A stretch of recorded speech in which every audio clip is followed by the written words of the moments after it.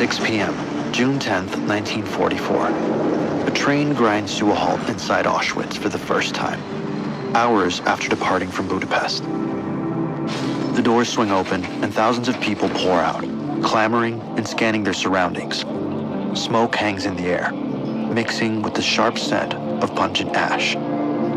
Violent shouts from guards direct passengers to place their few possessions besides the tracks. Bags containing only the bare essentials and the most cherished possessions they could salvage from their homes. Standing on the tracks is Lukács. He's just 16 years old. With him is his father, Sandor. They are the last of their bloodline. A few days before, his family had lived in relative comfort. Lukács went to school. His father was a pharmacist, and they resided in a large apartment. Life was good. Yesterday, that all changed. Lukács and his father are filed into a fast-moving line with other men and teenagers. Next to them is another queue with young children, women, and the elderly.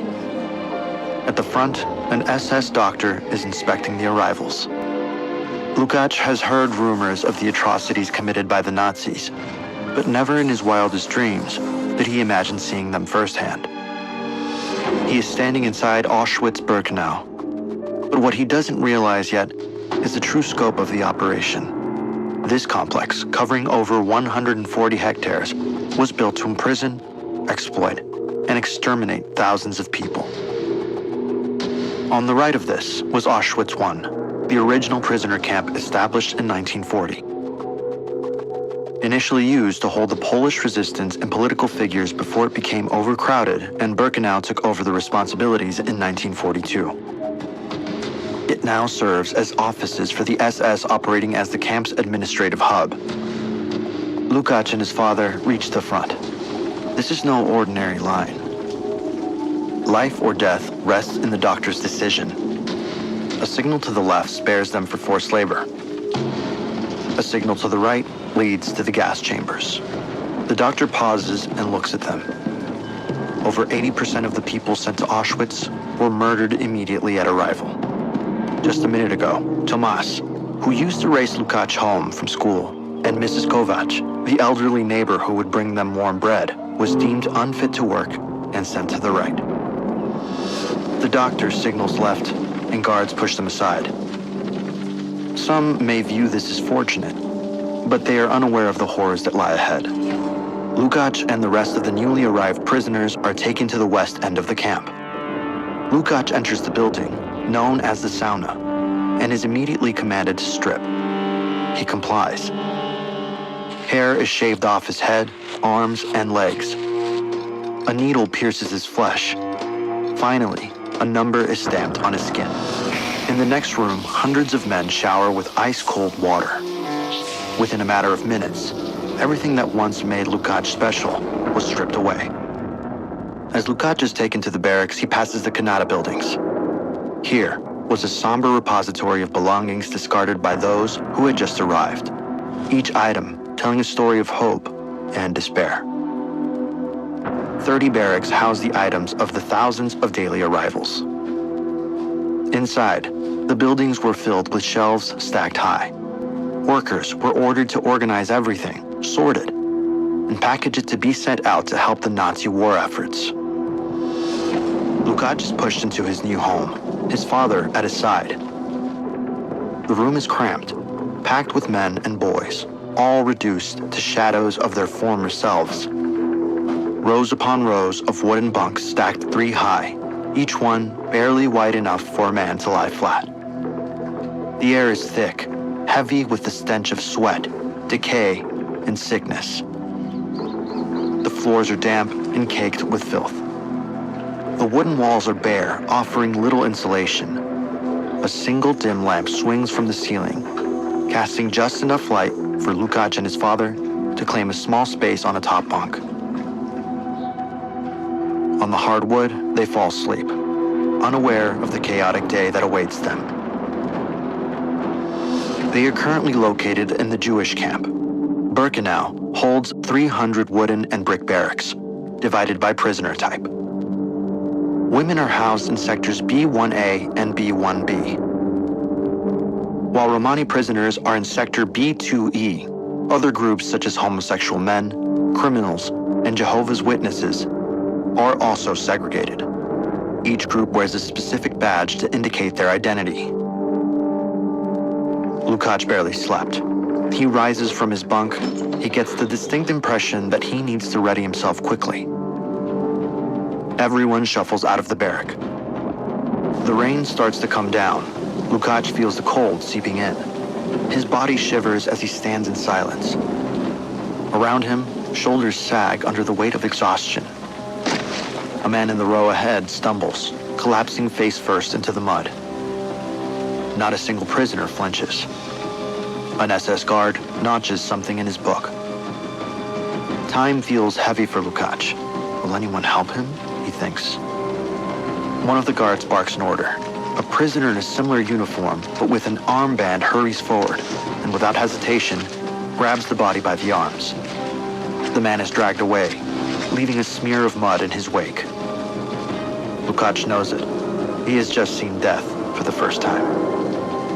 It's becoming clear that survival here depends on endurance, attracting little attention, and not falling ill. Lukács is assigned to a work group at Auschwitz-Monowitz, and a troubling fear settles in. He doesn't know where his father is going, and deep down, he fears he may never see him again. As he walks with the others to his station, a strange melody begins to waft through the air. Lukács glances around, searching for the source of the music. He spots an orchestra. A group of women stands under a watchful gaze of a conductor, performing songs for the prisoners. Their voices rise in haunting harmonies, contrasting sharply with the grim surroundings. Before they leave his sight, he locks eyes with a young girl playing a flute. She gives him a smile. Lukács smiles back. As he arrives at his station, Lukács is shocked. Monowitz is the third and final edition of Auschwitz, a huge factory complex. It primarily produced synthetic rubber and fuel, exploiting slave labor of the camp to support Germany's war efforts. This large industrial complex was dominated by tall brick chimneys emitting thick, black smoke. The factory buildings are massive, with barred windows that give them a prison-like appearance. For the next 6 hours, Lukács works to the bone. Any excuse will result in being shouted at, tormented, or beaten. His group is tasked with offloading and moving sacks full of heavy raw materials from a train cart onto a conveyor belt. As Lukács works, he loses himself in thought to distract his mind from the pain. He wonders why so few people knew of the Auschwitz operations. That's because the camp, being located in southern Poland, about 25 miles from the major city of Krakow, was no accident. Upon creation, it had already established railway connections, allowing the easy transportation of prisoners and supplies. Its proximity to populated areas allowed the camp to remain inhabited, while its relative isolation helped hide it from the world. His thoughts continue. Throughout the morning, 2 other prisoners collapse and are left to die. Unlike earlier, no one is there to take them away. As the clock strikes 12, the workers stop. It's time for food. Lukács is passed his ration of watery soup with rotten turnips and potato peels. While Lukács eats, he overhears 2 fellow prisoners discussing rumors about bizarre experiments taking place near the main hospital. Inside one of the rooms is Joseph Mengele, one of the most evil doctors the world has ever seen. Today's task involves working on twins, a particular obsession of his. A few days prior, he infected them with typhus to see how their genes affect their risk of getting sick. Now, he's checking on their progression.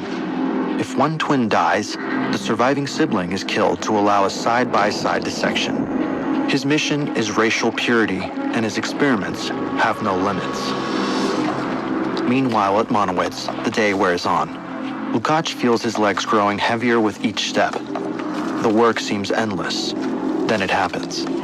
He slows down just for a second. His grip on the material loosens, and a sharp crack echoes as it hits the ground. Without hesitation, a guard rushes over. His face is twisted with rage.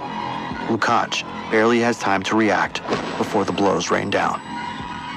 The guard doesn't stop. To scream would only bring more punishment.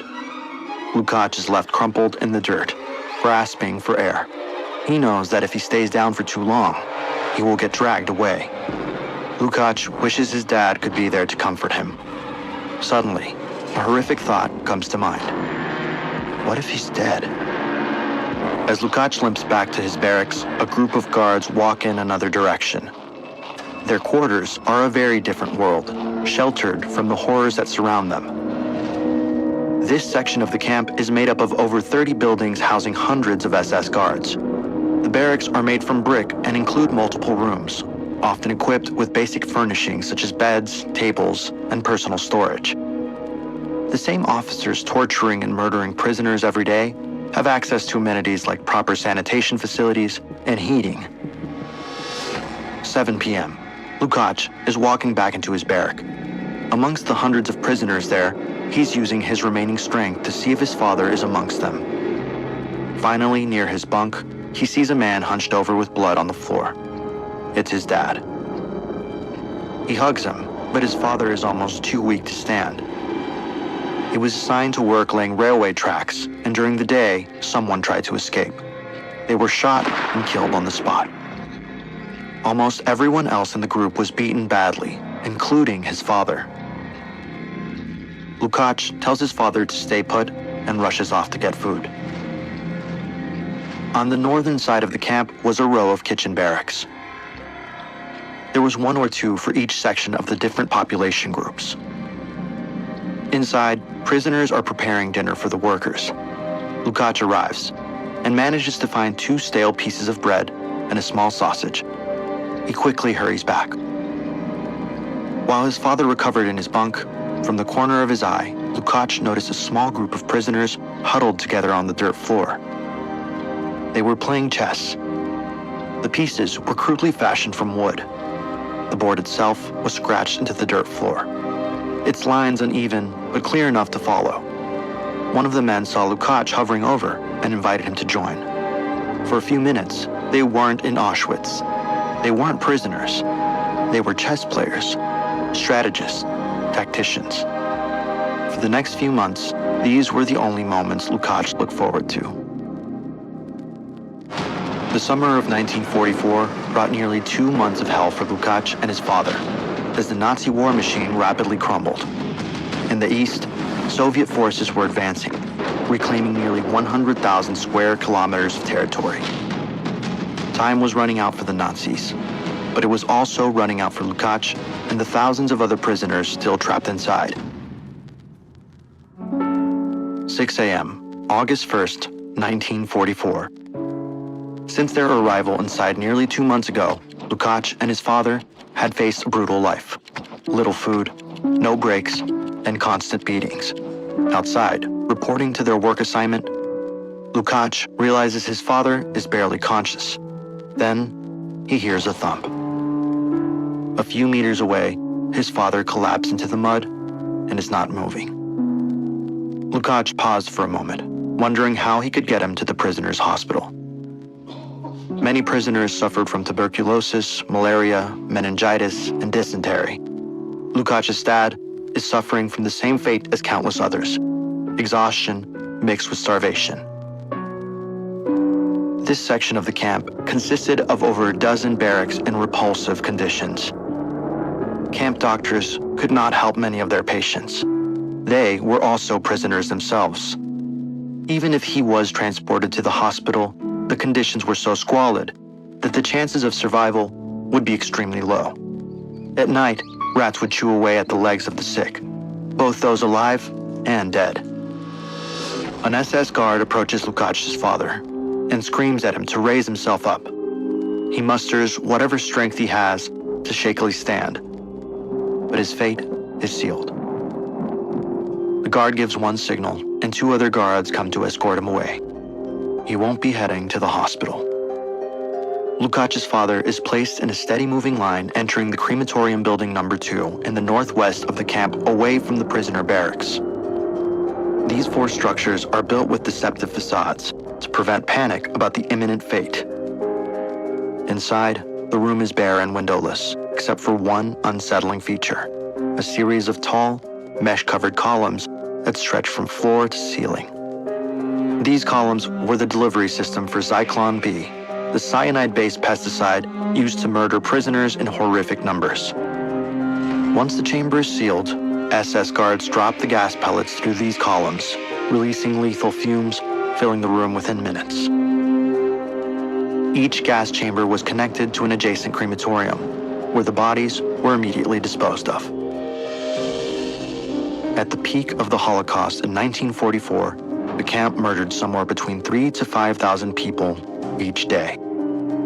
On this day, that included Lukasz's father. Between 1944 and January 1945, the Soviets got closer and closer to the German homeland. The SS began to abandon various concentration and labor camps it had built throughout the Eastern Front. In January of 1945, the Soviets entered Auschwitz. The troops see a few thousand prisoners, gaunt and starving. To them, it's liberation. But for Lukács, it was too little, too late. He was 250 miles away. Marching through the dead of winter along with 1,000 others, Lukács had managed to make it so far, but his body can't handle it any longer. He collapses on the side of the road, falling face first into the snow. A guard shouts at him to stand, but Lukács no longer has the strength. The last sound he hears is a rifle being cocked, followed by a shot that echoes through the cold air. Auschwitz operated from May 1940 to January 1945. It expanded from the original barracks at Auschwitz I to include Auschwitz-Birkenau and the slave worker factory of Auschwitz-Morowitz. Lukács and his father may be fictional, but they stand for the countless lives shattered by the Nazi regime and its supporters during their merciless terror across Europe. Of the 1.1 million people transported to Auschwitz,